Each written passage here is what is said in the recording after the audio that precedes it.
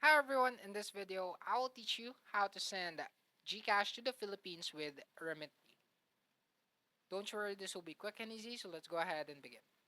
Okay, so first, all you have to do is to download the Remitly application and register.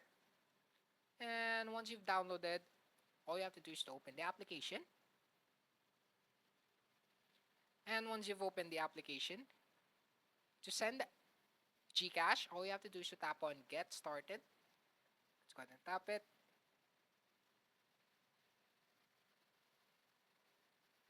Once you've tapped on it, the option that you need to select here is the mobile money.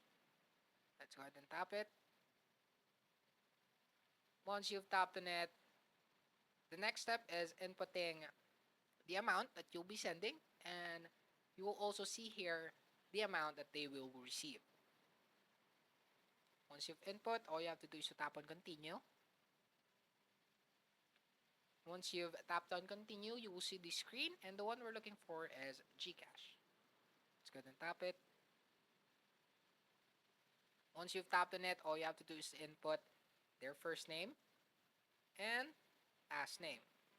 But if they give you their middle name, you can also input it, but it's just optional. Once done, tap on continue. And on here, all you have to do is to input your phone number.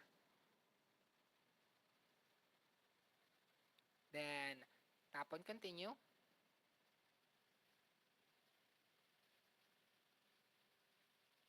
And you will be asked if you would like Remitly to notify that person with an SMS text message when the funds are ready.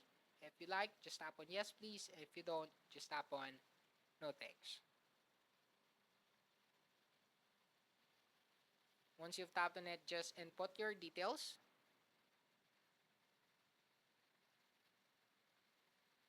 which is your first name, last name, and you need to add your date of birth as well.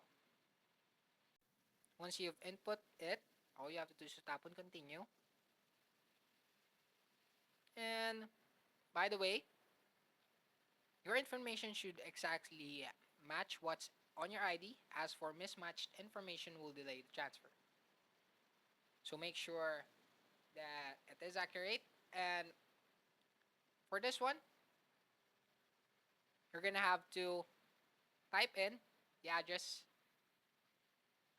of yours, which is the sender. And once you've inputted, just tap on continue.